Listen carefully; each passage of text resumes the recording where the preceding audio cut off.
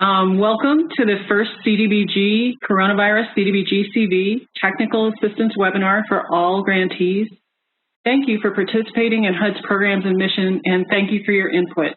It helps shape the program, and HUD needs your continuing input as we move forward. We have good news. On August 7th, 2020, HUD signed the CDBG-CV notice, and it was published today in the Federal Register, which issued new flexibilities that states and local governments can use to apply CDBG-CV funds appropriated by the CARES Act to best support their communities in the wake of the coronavirus outbreak. To date, HUD has provided over $3 billion in CDBG-CV funds nationwide to help communities combat coronavirus and alleviate economic hardship. As of August 18th, more than 800 grantees had submitted CARES Act plans or amendments to HUD, and more than $1.4 billion of CDBG-CV funds within grantees' lines of credit, with more approvals every day. HUD is also providing flexibility to communities who want to use their existing non-CARES Act federal dollars from CDBG, HOME, ESG, and HOPWA to support their coronavirus recovery efforts. Grantees submitted a wide range of waiver requests and suggestions for CARES Act implementation. We gave your request serious consideration, and many of the notice provisions respond to state issues, for example. This webinar will go over details, but I want to highlight that states may act directly to carry out activities if they choose. There is streamlined economic development and urgent need documentation. We extended the period for emergency payments. And there is an expenditure requirement that 80% of the grant must be expended in 3 years following grant agreement execution. We'll talk to you more about that in more details as we go. And I would also like to highlight that there's a duplication of benefits requirement, which is actually about preventing duplications of benefits, not causing them. Many states have prior experience with duplication of benefits because of CDBG disaster recovery funds or CDBG-DR. But most entitlement cities and counties do not have that experience. Note that DOB is a little different for CDBG-CV, and we'll be providing TA on DOB in coordination with other federal agencies after introducing you to the basic ideas in this webinar. We are going to continue to support grantees with technical assistance from our HUD field staff, from our technical assistance providers, and of course the HUD.gov and HUD Exchange websites. And at the end of this presentation, you'll hear more about that plan TA. Please take full advantage of the resources in the webinars. And thank you for the opportunity to talk to you today and for wanting to learn more about CDBG-CV. With that, I'll introduce our other presenters for today.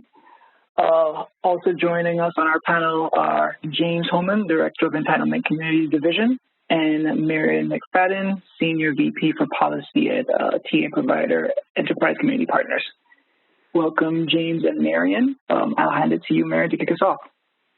Thanks, Jelani, and welcome, everyone. Thank you for joining today. This is a historic moment in our country, and I thank you all for your public service and the hard work you've been doing throughout the course of the pandemic to serve your communities. Today, our objectives are to summarize the key components of the CDBG-CV program, to identify alternative requirements and flexibilities granted in the new CDBG-CV Federal Register Notice, and to review current and future CDBG-CV resources and technical assistance, which will be made available by HUD.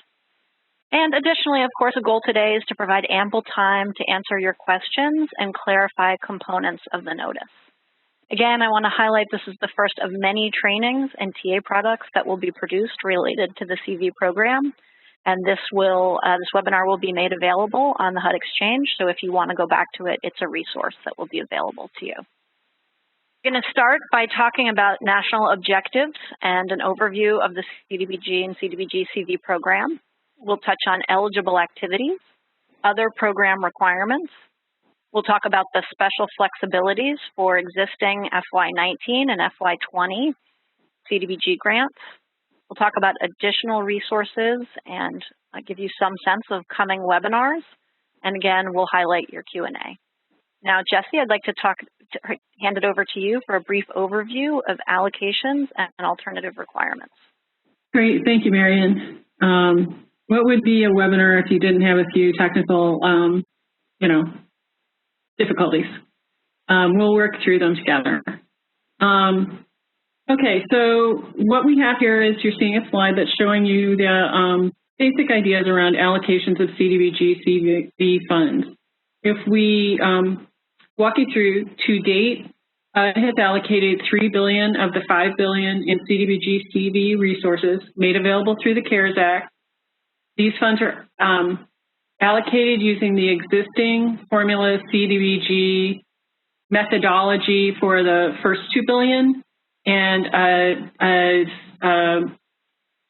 as you can see, and that was announced on April 2nd, 2020. We actually did the formula run on the exact same day as the law passed, March 27th, and we're double checking it, put it out on the 2nd of April. And then the additional second allocation was on May 11th, and it was $1 billion for states in insular areas and AC to get national coverage. And then the remaining $2 billion is going to be allocated in the future using a new formula that are based on factors that are in the CARES Act and more specifically tied to COVID-19. Given the importance of this money being spent in a manner related to coronavirus, HUD may recapture funds at risk of not being used, and we'll talk more about the deadlines, and reallocate that funding to other grantees.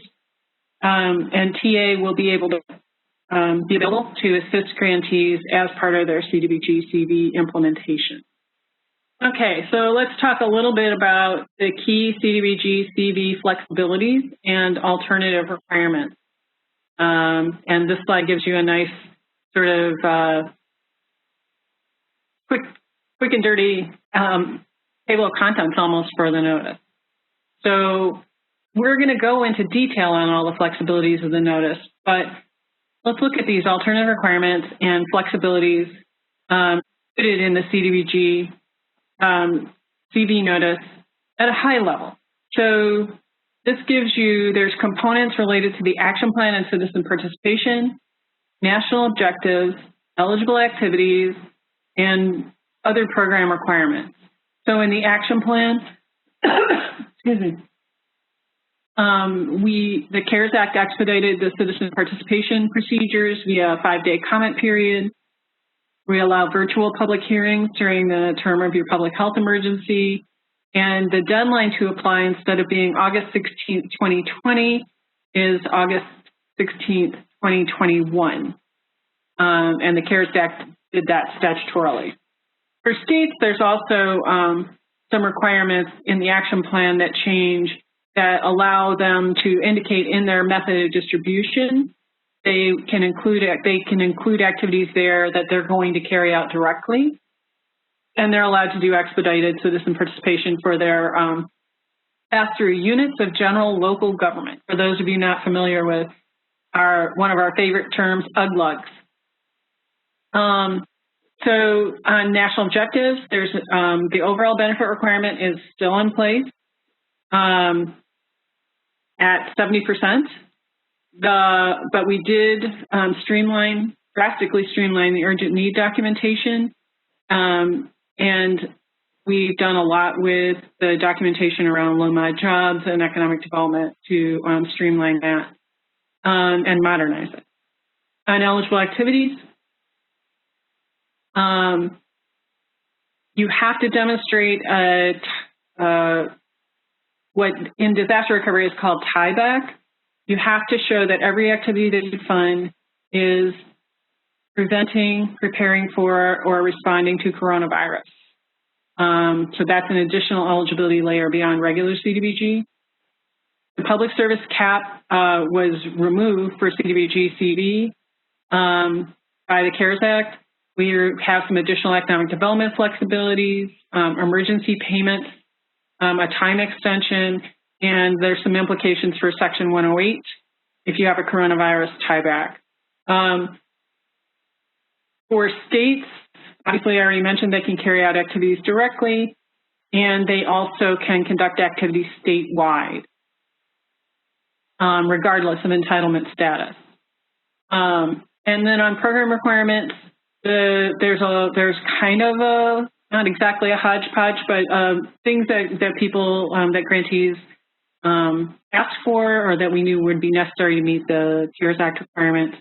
So costs are allowable from the SAD date of January 21st, 2020 for reimbursements for the grantee and subrecipients. There's a duplication of benefits requirement. There's additional CARES Act reporting that we're still working on the details of. They'll be similar to what those of you that worked on the Recovery Act program saw. Program income is going to be treated slightly differently. There's a 6-year period of performance and an expenditure requirement at the 3-year mark. Environmental requirements are unchanged. We don't have waiver authority around environmental requirements.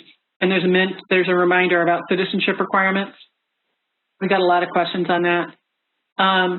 There is a non-entitlement set aside on the state side, and we eliminated the state administrative match and extended the admin cap for states for the admin that they spend for themselves as opposed to pass through.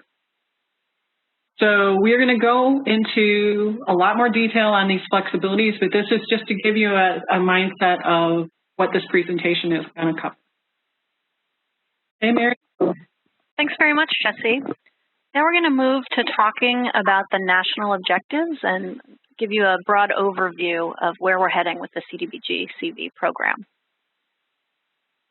So as with the regular CDBG program, still we're trying to meet the objective of the CDBG program through CV, which is the development of viable urban communities by providing decent housing and suitable living environment and expanding economic opportunities, principally for persons of low and moderate income.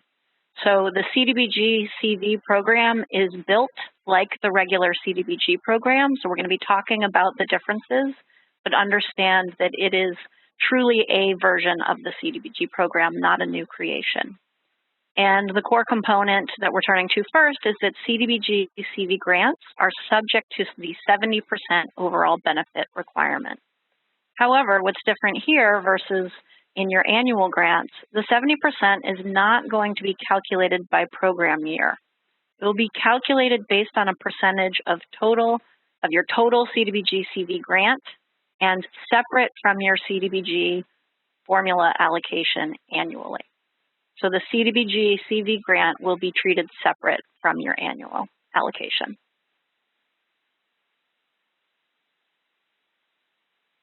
There are going to be some different record-keeping requirements here if you're choosing to use the urgent need national objective.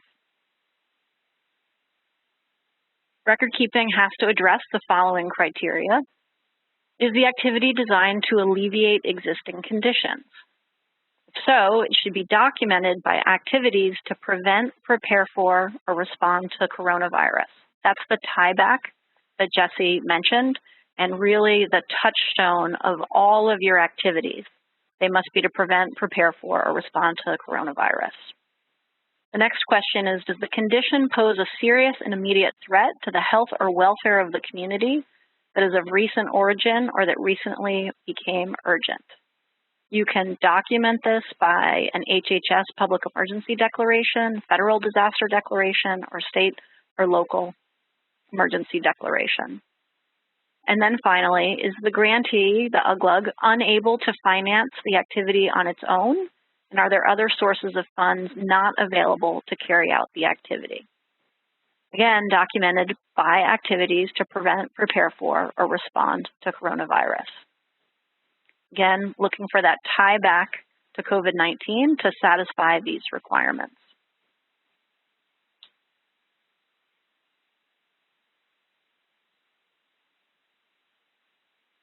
To use the LMI or low mod income jobs requirement,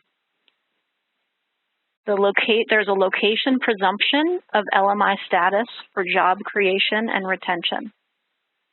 There's a change here. The location presumption requirement for documenting LMI status for job creation and retention differs. As a refresher, this requirement allows you to potentially use the employee or the business or job address as a basis for determining if a job is held or made available to an LMI person. The regulations in 24 CFR Part 570 state that employees who live in a census tract in which the share of LMI residents exceeds 70%, LMI residents exceed 70%, or live in a census tract in which the poverty rate is at least 20%, or for central business districts, 30%, and the tract displays evidence of pervasive poverty and general distress. The poverty rate requirement can also be used if the business and job are located in such a tract. The notice waives the central business district requirement of 30%, and all areas must only comply with the 20% requirement. So this should be providing some additional flexibilities for activities in central business districts. And the second change is for documenting income for job creation or retention. The notice provides flexibility in that each individual who fills a created or retained jobs will be considered a one-person family for income validation. This allows the income validation process to be streamlined by only documenting the job type and annual salary of the position to confirm LMI status, rather than looking at the rest of the job holder's family. Now I'd like to turn to James Heyman to review eligible activities. Reimbursement of costs eligible since January 21st, the date of the first confirmed case of coronavirus. Costs can be incurred and reimbursed before the action plan was prepared and submitted if those costs are eligible and in accordance with program requirements in the action plan. I've said this again, but we'll reiterate, all CDBG-CV activities must be used to prevent, prepare for, or respond to coronavirus. Grantees should consider both direct and indirect effects. Direct effects include specific costs that were born completely from responding to coronavirus, such as acquiring or rehabilitating space for individuals quarantined or isolated. Indirect effects look more broadly at the overall impacts that coronavirus has had on the local economic and housing markets. This could include providing a short-term rental assistance to households that were adversely impacted by COVID-19.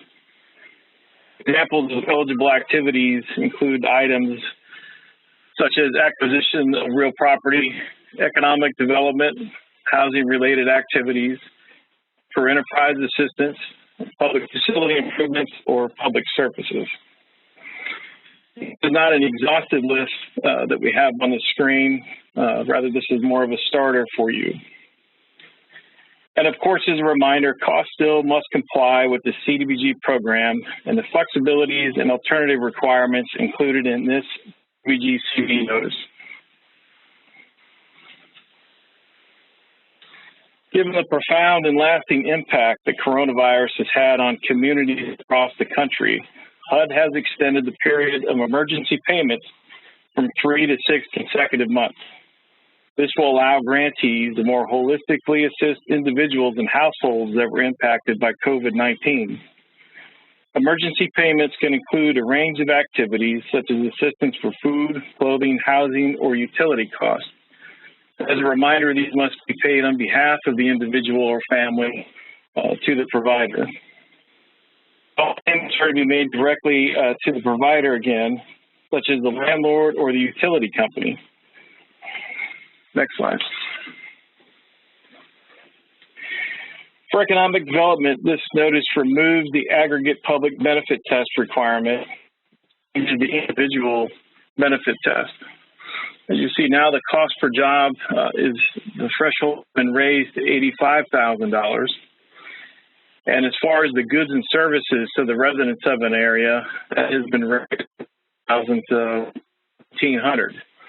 And also, you can document according to assistance to a business because of disruption related to the coronavirus. Next slide. Additionally, HUD has provided more flexibility to the regulations at 24 CFR 570.204 to allow any nonprofit to use financial mechanisms to pass funding to other entities, community and economic development projects. This will allow grantees to quickly fill financing gaps that cannot be met by other sources and launch economic development projects, particularly in the opportunity zones. Finally, as a reminder, all economic development projects, except for microenterprise assistance, must be evaluated and undergo financial underwriting.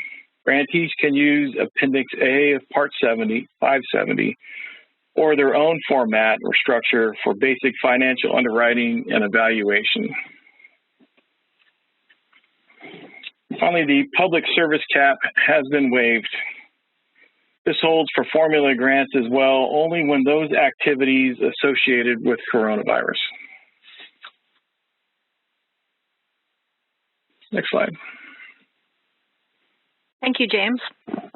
Now we're going to turn to Jessie, and she's going to start by talking about some additional program requirements.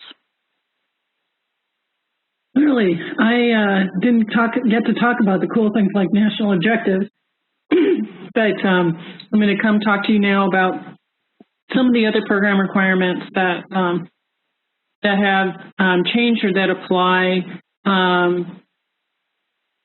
And for those of you not familiar with disaster recovery, you may be sitting there wondering what an alternative requirement is.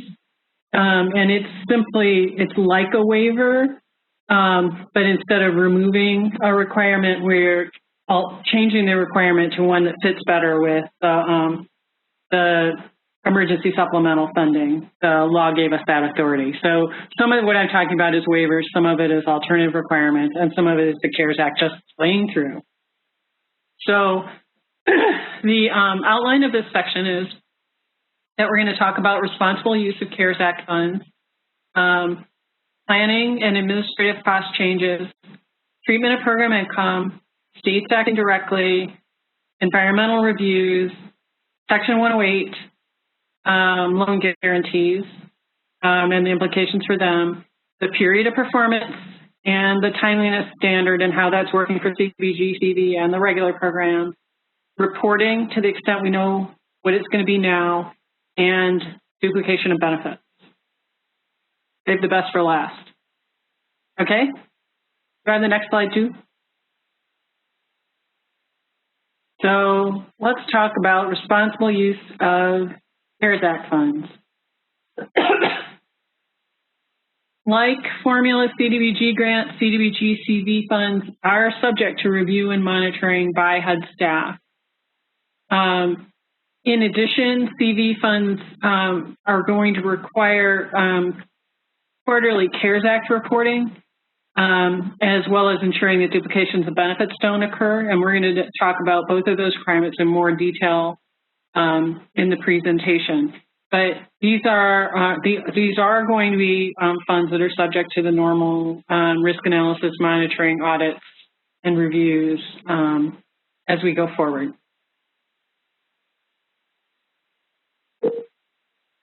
Okay, on planning and administrative costs.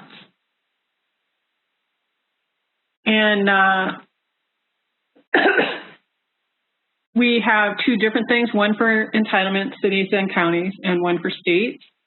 For entitlements, it's really easy. It's the same as it's a 20%. It's not a set aside exactly. It's up to 20% for planning and administrative activities to be used by the grantee. For states, we eliminated the state administrative match, and which simplifies the state admin. And then there is an overall 20% allowed, not set aside, for planning and administrative activities. But states normally can't retain much. They have to pass through most of that. In this case, states are going to be able to retain up to 7% for their general administration and technical assistance. And within that 7%, 5% is for general administration and 2% is for technical assistance for program participants. That means 13% is available, up to at least 13% is available if they're doing pass-through grants to units of local government for general administration and technical assistance, or they can use the funds for additional eligible activities. Okay. And then program income. Program income, because we learned from, again, from NSP and Neighborhood Stabilization Program and CDBG-R, we've decided, and the notice says that CDBG-CV program income will be treated as formula CDBG program income on receipt by the grantee or subrecipient, mostly by the grantee. And the CDBG-CV program income should follow the same protocols and processes used to record, document, and reprogram formula CDBG program income. The implication of this is because program income isn't receipted to the CDBG-CV grant, you'll be able to keep expending it without having program income getting in your way. And with the really aggressive 3-year 80% expenditure requirement, I think this will help grantees that are going all in on economic development. Okay? Thank you, Jesse. We're going to let you catch your breath for a moment here and turn to HUD's state expert to talk about states carrying out activities directly. James? Within the notice, there are several flexibilities and alternative requirements granted to states. Most importantly, states may use CV funds to directly carry out activities in all areas of the state. This includes carrying out activities in entitlement areas as well as non-entitlement areas. These activities must be consistent with the entitlement program requirements. As Jesse mentioned, the planning and administrative cap for states has been changed. The match has been waived, and the 20% overall is still intact. However, the 3% that is in the annual formula program has been changed to 7%, with 5% of that being for general and admin, and 2% of that being used for technical assistance. States cannot use all of their CV funds for direct activities and must set aside a portion no less than the amount of their first CDBG-CV allocation for exclusive use of non-entitlement units of general government. States must publish the method of distribution for activities that will be carried out directly in the action plan or substantial amendment. States are able to use the upper quartile or exception criteria if it is applicable to the entitlement grantee in their area. If a state proposes carrying out an activity in a tribal area, it must receive prior consent from the Indian tribe. Next slide. For Section 108, when calculating the borrowing capacity of a grantee under the Section 108 program, CDBG-CV funds are not factored in that determination.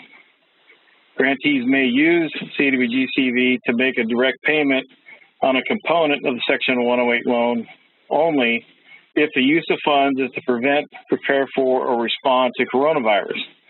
This should be documented by the grantee or subrecipient that provided the assistance.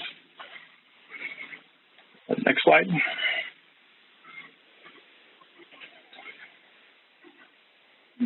In regards to environmental review, all grantees must continue to comply with existing environmental rules and regulations, and funds cannot be committed until the environmental compliance review process has been successfully completed. With this in mind, it is critical that grantees complete any environmental requirements as soon as possible. Part 58 includes 2 emergency environmental review provisions that are relevant. An exemption for certain activities to a national or locally declared public health emergency. Except for the applicable requirements of 24 CFR 58.6 and documenting compliance with the 6 conditions listed in the notice, Section 2.1, a responsible entity does not have to comply with the requirements of Part 58 or undertake any environmental review, consultation, or other action under NEPA and the other provisions of law or authorities cited in 24 CFR 58.5 for exempt activities or projects consisting solely of exempt activities. Second, streamlines the public notices and comment period for emergency activities. HUD-assisted COVID-19 related projects that are reviewed through September 30th, 2020 can comply with Section 106, a notification and 7-day comment period for state and tribal historic preservation officers instead of the usual 30-day consultation and concurrence process. The Advisory Council on Historic Preservation may further extend the emergency consultation period as necessary. And finally, HUD has published guidance for environmental reviews for activities taken in response to COVID-19 at the available link on the screen.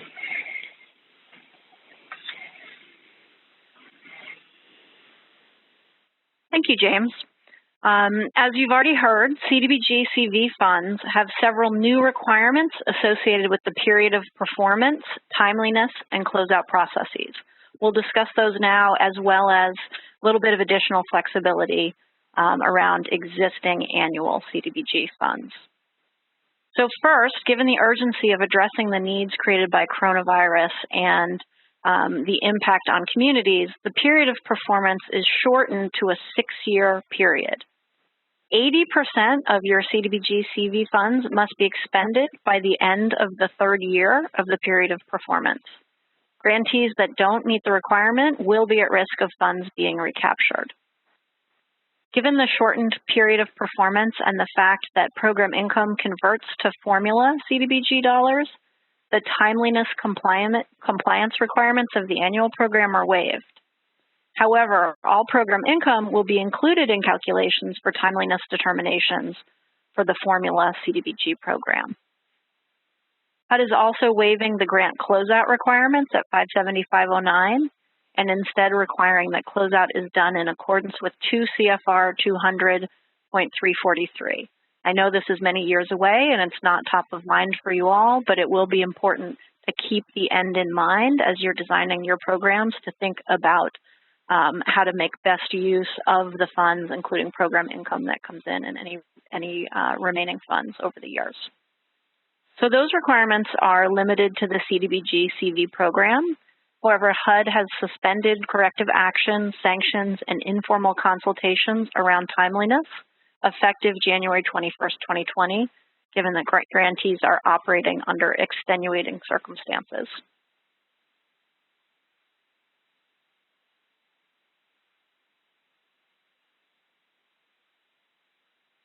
So let's talk a bit about reporting requirements. For reporting, CDBG-CV grants must meet 2 requirements.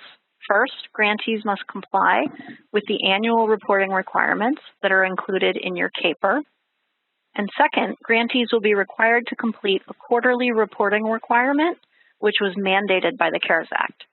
This reporting will provide more specific details on the activities that you're carrying out, including the amounts obligated and expended, and details on project activities, as well as your subrecipients and contractors. HUD is still evaluating this quarterly reporting requirement and will provide future guidance on how the reports should be prepared and submitted.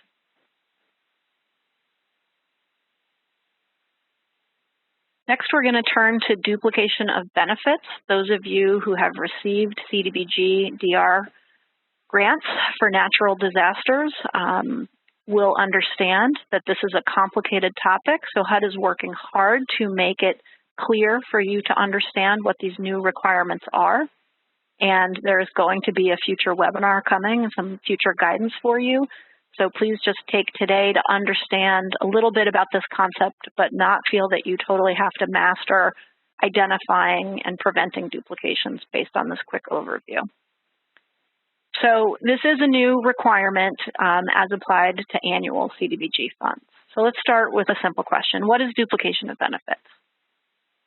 Under federal law, a duplication of benefits occurs when assistance is provided to a person or to an entity to address losses, and that person or entity receives assistance for the very same costs or losses from other funding sources. Inherently, it's about ensuring the same cost isn't paid twice. A DOB can occur, for example, in the rental assistance world. If an individual is applying for rental assistance from you as the jurisdiction, but has already received rental assistance from another source. That could be a federal source, or it could be something totally private, such as their local church. So it's your responsibility to ensure that when you're providing assistance, it's not duplicated, and that the individual is not getting double the rental assistance needed for a month. However, if the initial money that they got from their local church in this example was not enough to cover the entire amount of their rent, you still could pay the additional amount needed. So it's okay to layer sources together. It's just not okay to duplicate and provide more than the amount that is reasonable and necessary. And so your responsibility is to establish a set of policies and procedures for each program and activity to prevent this duplication of benefits. At a minimum, your policies and procedures must require that anyone who receives CDBG-CV assistance must repay duplicative assistance if and when that should occur. The procedures must also establish a set of protocols to help make a determination if duplicative financial assistance has already been received by the individual or entity, or is likely to be received by them in the near term or in the long term.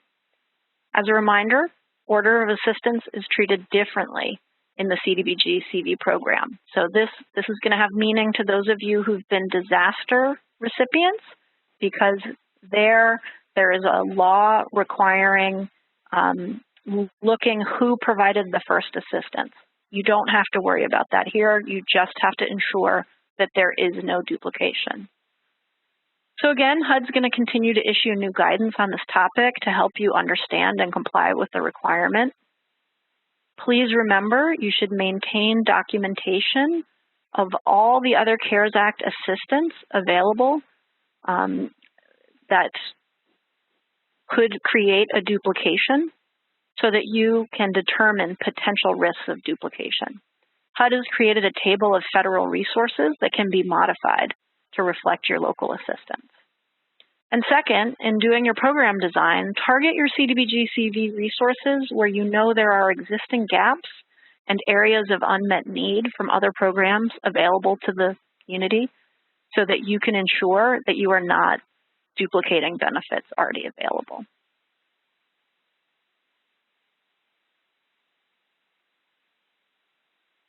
Next, we're going to talk about the fiscal year 19 and 20 annual grant flexibilities and waivers. So in addition to the flexibilities that we've been talking about for the CDBG-CV program, there are several alternative requirements and flexibilities for grantees using fiscal year 19 and 20 formula CDBG grants to prepare for, or respond to coronavirus. This includes the flexibilities related to the accelerated action plan process, the flexibilities around national objectives, and eligible activities and some program requirements, most importantly, the duplication of benefits requirements. There's a full listing of these requirements in section 4B3 of the notice. Jesse mentioned several of these earlier, but a few just to remind you. One to pay attention to that we know a lot of communities are asking about, the public services cap waiver and the emergency payment extension. Emergency payments, as you heard earlier, can be used for the payment of rent or other emergency needs that an individual or a household faces, and HUD has waived the limit on payments from 3 to 6 months. And again, reminder there, the funding cannot be provided directly to an individual. It should be provided on their behalf to the entity to which the payment is owed. Now we're going to talk about some of the additional waivers and flexibilities. With your CAPERs, grantees, you're allowed to request CAPER submission extensions to 180 days after the end of your program year. The standard is 90 days, and that's doubled here. For the consolidated plan and the action plan, HUD is temporarily waiving the requirement that action plan activities must be consistent with the consolidated plan for when you're using your 2019 and 2020 CDBG funds for coronavirus-related activities. And additionally, HUD provided guidance on April 1st with alternative requirements related to public hearings, reasonable notice, and the public comment period. Again, as Jesse mentioned, an alternative requirement is just a simple statement of a new requirement for you. So it has the force of a regulation, and it takes the place of the provision that has been waived. I'm sure the vast majority of you have already seen the Federal Register notice that was signed and now is available.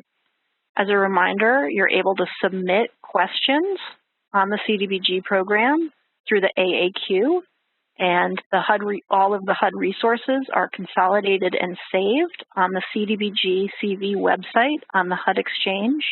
Those of you who are around for the NSP program and to address the foreclosure crisis will remember that HUD continually updated the site, and that's what we're seeing now with the CDBG-CV resources.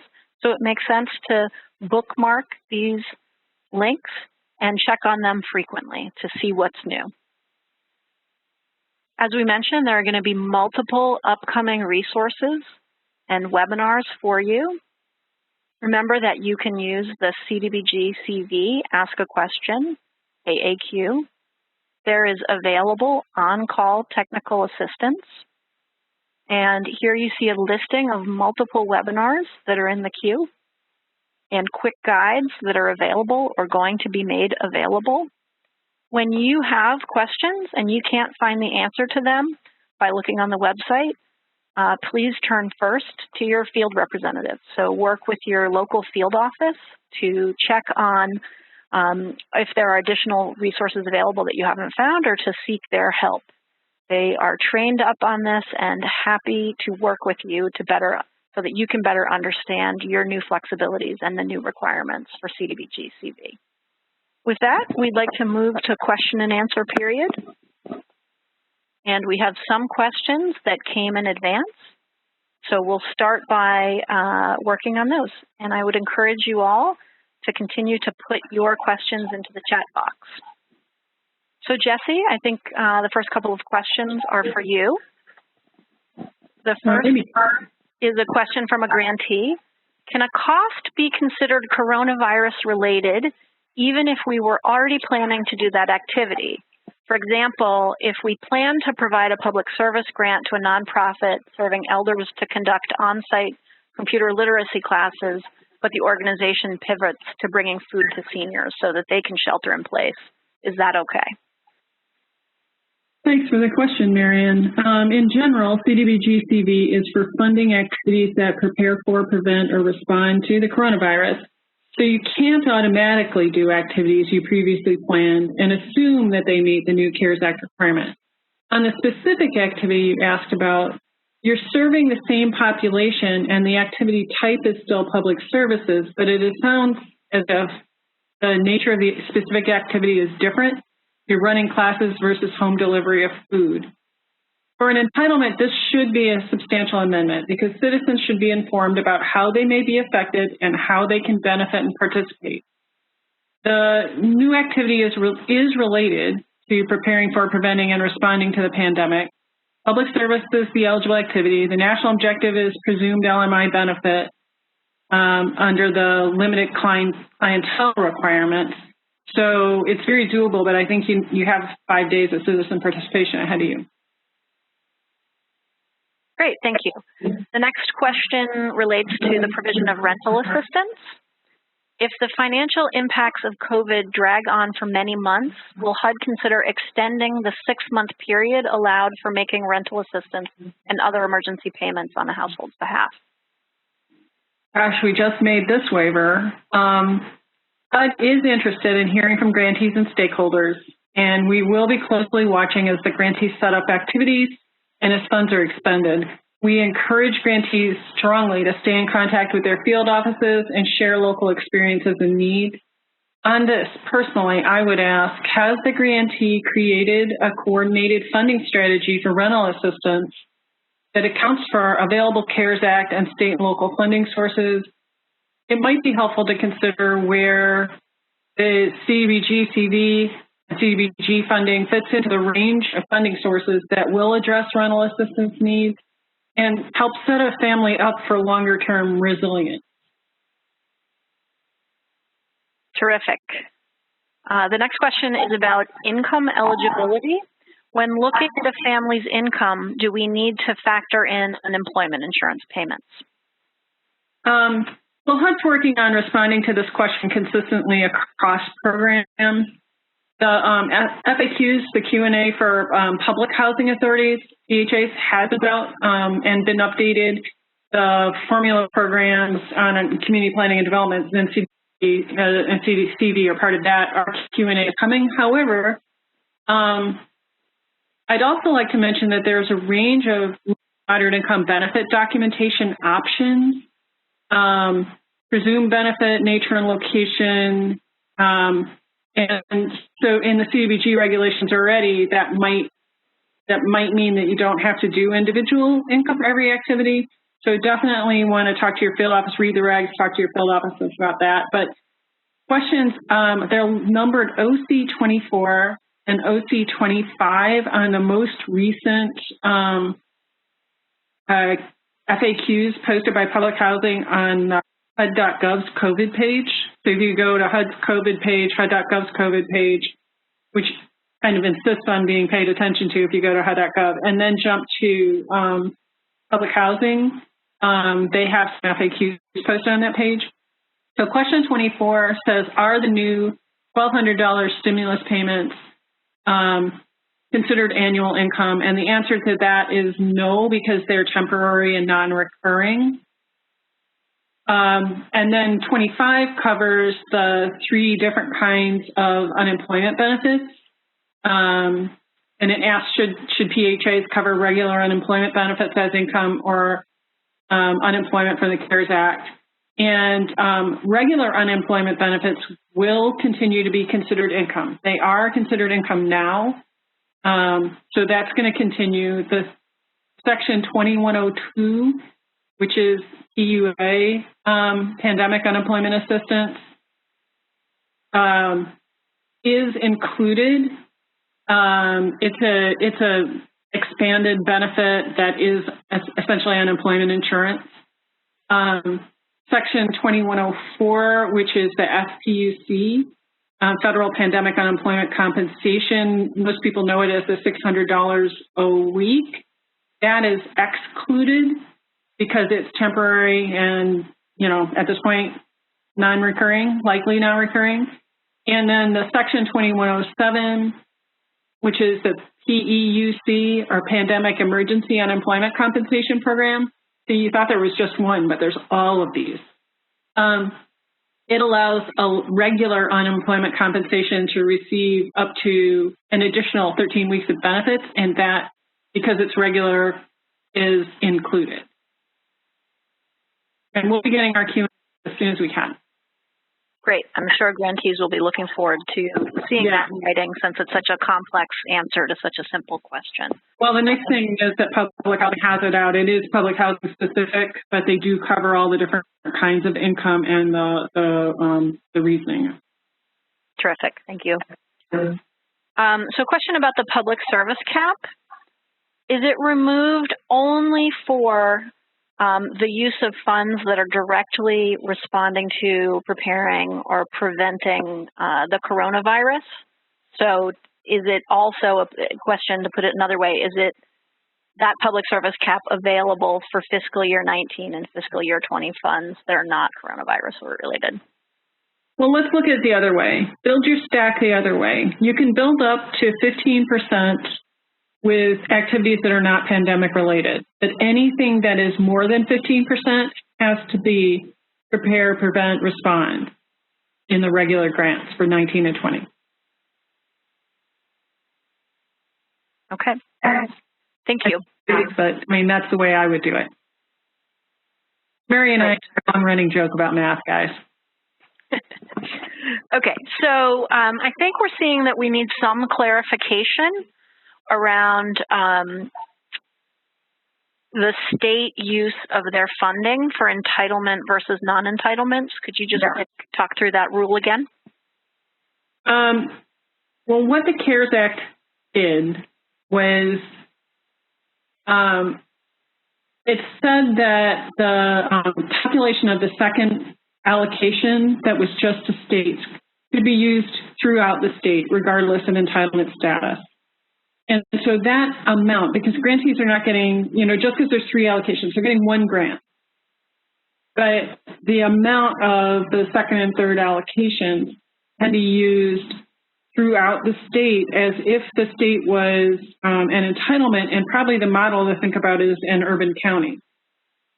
Urban counties have a lot of local governments signed up with them.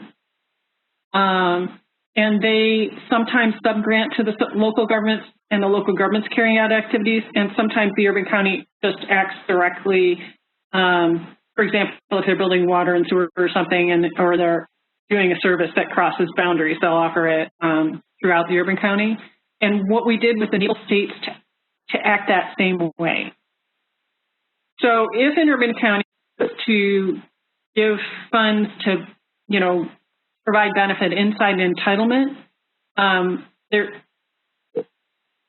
if they do it through an amendment instead of an action plan, there's no consultation requirement.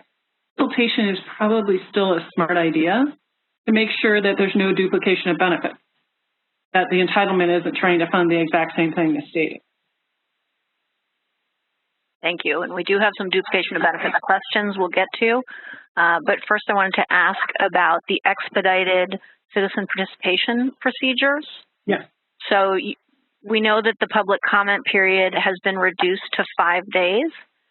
Does that apply to any fiscal year 19 or fiscal year 20 funds, or does that only apply if the amendment or substantial amendment, the substantial amendment is being used for coronavirus?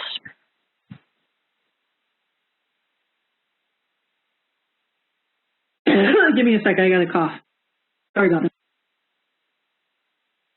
Let's make James answer it.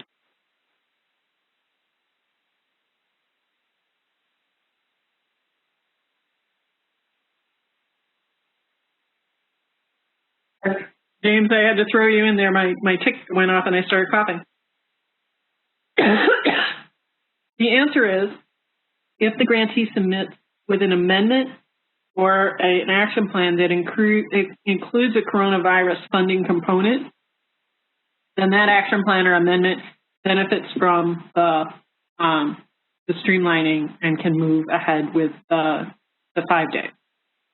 Now, there are some other waivers that were granted in April 2nd, and the notice talks about it. So there's a great deal of additional streamlining available, for example, to ESG that even goes beyond ours, and it was statutory and came in the CARES Act. So this is one where make a phone call. If you're a grantee, make a phone call to your field office, let them know what's going to be in your proposed amendment, and just or plan, and make sure that you have the right number of days. Okay, thank you, Jesse. A grantee would like to confirm that operating costs for homeless shelters are an eligible expense regardless of the program also receiving ESG funding to respond to coronavirus. No, we're seeing some combinations of funding, but you want to make sure, again, that you're not paying for the same things. So you have to Duplication of benefits between ESG and CDBG-CV or regular. But it isn't impossible if you have the unmet need or the identified need. We don't actually call it unmet need on the non-disaster side. You also need to watch out with shelters, of course. Some jurisdictions have FEMA, PA funds moving, public assistance funds moving. Some are using some of their Treasury Community Relief Fund. There's a lot of private philanthropy moving around homeless shelters right now. So, it's a thing. You have to be really strategic about which funding sources you're using and make sure they don't overlap. But we didn't create a ban that they've used together ever. You just have to meet the program requirements for both programs. Okay. We have a question about duplication of benefits. Are we required to assure that CDBG-CV is the payer of last resort? We have other programs in the community with rent and mortgage assistance. We are currently referring all applications that meet their income guidelines. You're not required to be the payer of last resort. That's what it means when we're throwing around that term order of assistance, and that there is no order of assistance requirement.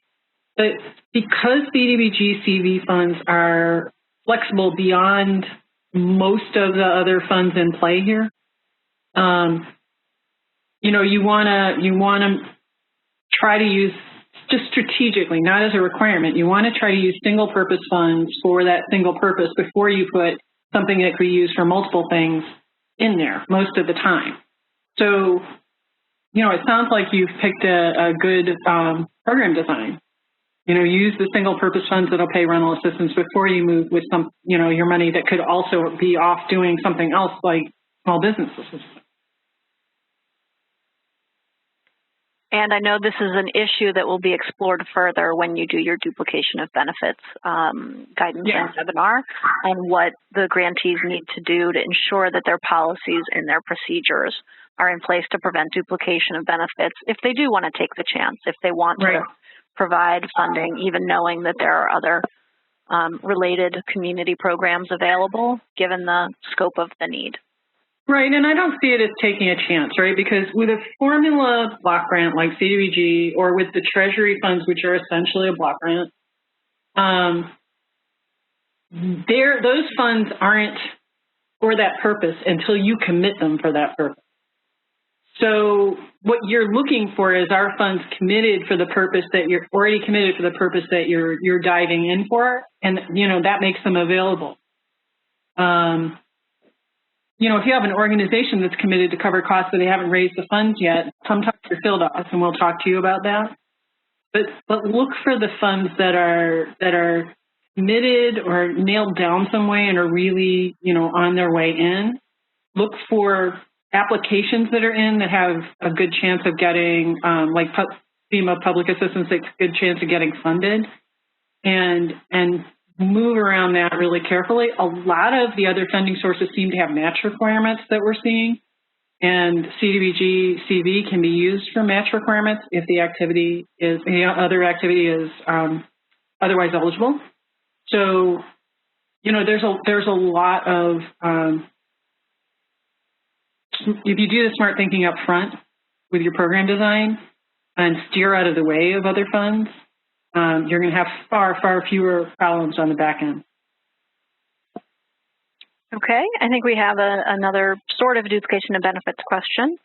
For eligible activities and the criteria associated with no other funding available, we've launched a temporary rental housing assistance program and funded it at $20 million, but we're seeing a greater need than can be addressed by the $20 million. Can we supplement with CDBG-CV2?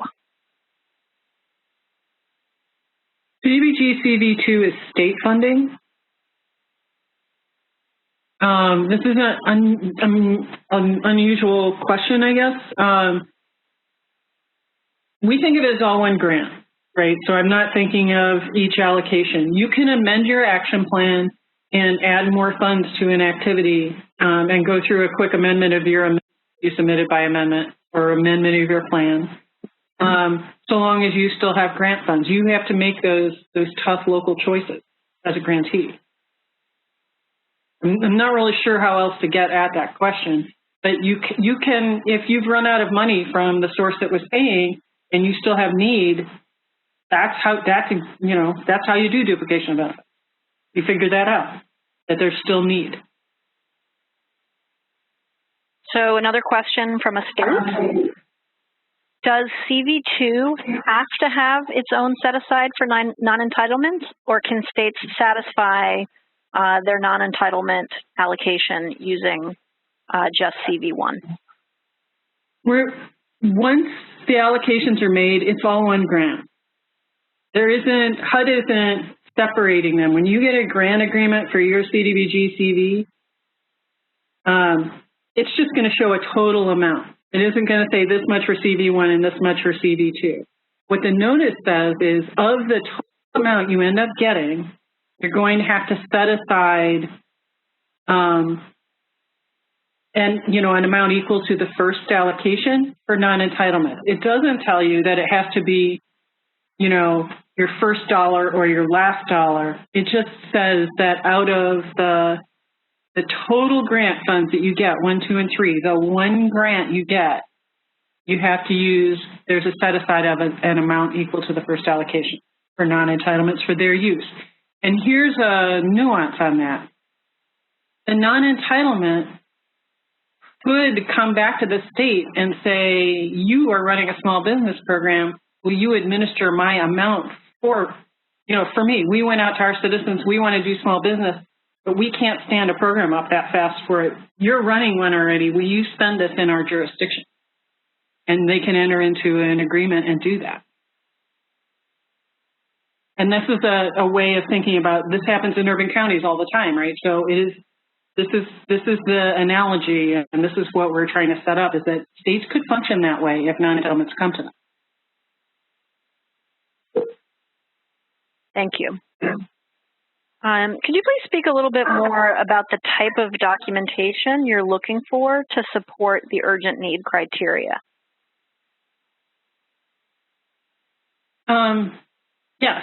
I mean, the notice actually just lists what the criteria are that have to be responded to by the records that you keep. And it tells you what record you have to keep for each of the criteria. And you have to document that you have, Marion, could you slide back to that slide, or are we? Yep. That'd be great.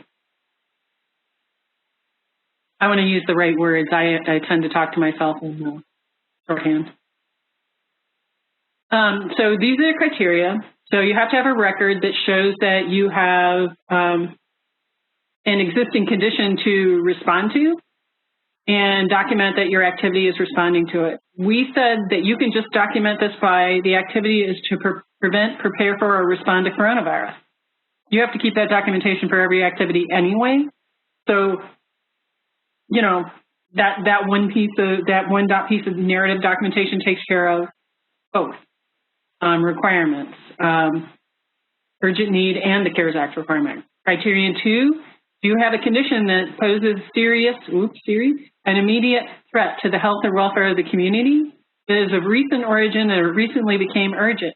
And we said, just give us your public health emergency declaration, your federal disaster declaration, your state local emergency declaration, with a date on it. And that's your documentation. So you don't have to create a new piece of paper. You just got to put that in the file for this activity. And then the third criterion is, are you unable to advance the activity on its own, or other sources of funds not available to carry out the activity? And HUD said that because we can see that local and state governments are straining because of the pandemic everywhere in the country, that we would simply allow, again, that this is documented by the activities being to prevent, prepare for, or respond to coronavirus. So the same paperwork handles criterion 3 as handles criterion 1, as handles your CARES Act eligibility. Thank you for clarifying. Our city is the utilities provider. Are the emergency payments of eligible persons' utilities still an eligible activity? So I think that's an arm's length question that's being asked. Can we essentially make a payment to the city itself on behalf of an individual? And I have been in webinars saying that I have concerns about that, and I'm sure people are aware about fully publicly owned utilities and the arm's length issue, and we don't have an answer back on that yet. We are working on a Q&A. But it's very similar, like policy-wise, to can you pay yourself for a land acquisition? And the answer is usually no. So we are, we're going to set the framework for, if you're a private utility and publicly regulated, you know, those are usually fine. If you're quasi-public, that's the case we're still sorting out. But if you're fully publicly owned, I think we're going to have some arm's length issues with making utility payments, and we're still stepping through that. So that's a great example of something you'll want to check back on the website to look for updates. So Jesse, I promised you I would answer a couple of the DOB questions, the duplication of benefits questions myself, so I'll take this one. Is it duplication of benefits if, for example, a church pays for April and May rent and CDBG pays for June and July rent? No, that does not present a duplication because the total amount of assistance received by the person isn't greater than the cost. So that's a clear-cut example of layering of funds rather than creation of a duplication. Question about reporting. Do we report CDBG-CV in the 2019 CAPER? That's a good question. I doubt they'll have any accomplishments yet, but and we've extended the 2019 CAPERs, but we did get some grantees who picked up their grants in like May, really fast. Robert, are you here? Are you able to unmute? We have our IDIS expert, but I'm not sure we can get it. We may have to take that question up later, Marion. Okay, fair enough. A robust list of questions coming in from the attendees. Yep. For rental assistance programs, what are examples of appropriate forms of documentation to ask for subrecipients or beneficiaries to submit to establish the tieback to coronavirus? And again, it's how do you document tieback to coronavirus? Yes, particularly for a rental assistance program. What's the appropriate form of documentation? It's going to vary. It's probably going to be a narrative, and you're going to have to also maybe build some stuff into your policies for the program. In most communities, the rental assistance needs, you know, kicked in as the emergency declarations happened, and for the kind of rental assistance we've been talking about so far today, where you're trying to keep people from getting evicted, they kicked in, you know, relatively late. So you would say, you know, what is the sequence of events in your community? What is driving people out? And then you're going to say how you're going to check that each household is having, you know, some kind of economic disruption or some kind of issue related to the CARES Act that's causing them, you know, not to be able to pay their rent. That's one way to do it. If the purpose of your public service, because you're making emergency payments for a reason, if the purpose is just to keep people from getting off this, you know, getting on, you know, evicted, so that they won't be on the streets during a pandemic while you have a health emergency, then you would document that they were at risk. And you can borrow from other programs, but that would be a possibility. The other kind of rental assistance we're seeing is not related to eviction issues.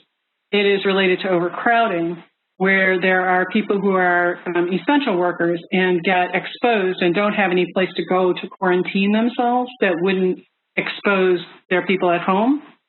And there are some rental payment programs that are, we're getting some questions about, I don't know if any have launched, to pay for places for those people to go to quarantine themselves rather than taking a potential exposure into an overcrowded situation. Okay, Jesse, really appreciate you taking all these questions. Just a few more left before we wrap up. Okay. This is a question from a grantee who has many low-income households whose children are not able to attend school at home because they don't have Wi-Fi, and they're asking whether broadband services could be considered eligible as low-mod area benefit, LMA, provided that the census tract or block would be eligible under the usual formula allocation. Well, it depends on what sense that, I mean, there is a path through to yes on that. So if you were, for example, to go hire the truck that usually does broadband Wi-Fi at, say, I don't know, Burning Man or something, some big, concert venue, they don't have any business right now, and park it in the middle of your Loma neighborhood and blast out broadband to a Loma neighborhood, go team. It, prevents people from losing their jobs, and it hooks everybody up, children, seniors, everybody. If you are talking about digging in the ground to do broadband now, I'm not sure you can go fast enough. If you're talking about paying individual household subscriptions to broadband or providing equipment as part of a public service to connect low and moderate income households, that's going to be a little bit tougher on an area of benefit basis, but we can talk about it. It's more likely that you would go through an income certification path, household by household, because you're going to be paying subscriptions for household by household. Okay, great.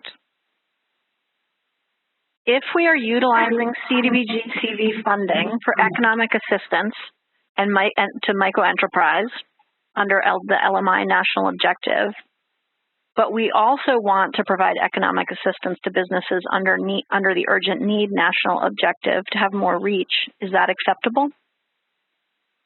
Yeah, I mean, I don't think it's a bad idea to set up an activity and say that it could meet either LOMA national objective or need and describe the criteria there. Just remember, you have to hit that 70% mark for your grant. That urgent need is available. It's used incredibly rarely in the main program, and I think that's why we're getting so many how do you do it questions. So I think I'm sort of flagging in my mind we're going to need to add a little bit of a guide on this, or do a little bit more work around technical assistance on urgent need. But yes, it's possible. Thank you. It's great to have the back and forth and hear about the grantee needs so that you can establish your future guidance. Exactly. Let me just give you one more hard one, and after you finish, we'll turn it back to Jelani. It's a question about reimbursement. Yeah. How can we go back to January for reimbursement of activities if we didn't conduct an environmental review before then? If we have environmental clearance for a public service type program now, can we request reimbursement for staff salaries back in March? Yeah, so what happens is that back in January, you didn't think you were getting federal funding. So that opens the ability to move forward with this. And then Congress wrote reimbursement into the CARES Act. The bottom line answer is you cannot commit funding or expend funding, don't incur the cost, don't commit funding for an activity before you do the environmental review. And then we provided some technical assistance already on how to go forward, and the environmental review team is also going to be providing additional TA. But the big thing is don't go paying it or committing it before you complete your environmental review. So grantees should look for future guidance on environmental flexibilities. And then the question raises a different point, and that is you cannot pay general conduct of government expenses and make up your lost revenue, general operating revenue, with CDBG-CV. That's not eligible and not on the table. So general conduct of government is still, so to the extent you're paying staff costs when they were working on things that are eligible activities for CDBG-CV, or putting together your CDBG-CV amendment or a plan and doing citizen participation and all of that, things that are pre-award costs but maybe outside the time frame for pre-award, things like that, those are all going to be fine. You just need to, get all the way through the environmental review before you commit the fund, the CV fund. Okay, thank you so much, Jesse. I'll turn it back to Jelani. Thank you, Marion. Thanks so much, Marion, and thanks to Jesse and James for the great presentation today. That concludes our webinar. Please remember that the slides and the recording of today's session will be available on HUD Exchange in the coming days. Please also remember that if we weren't able to get to your question today, that you can reach out to your field office and also leverage the resources provided by HUD to help you and all other grantees get the information that you need. Thanks for everyone's participation today, and thanks for all the important work that you're doing in your communities. Have a great day.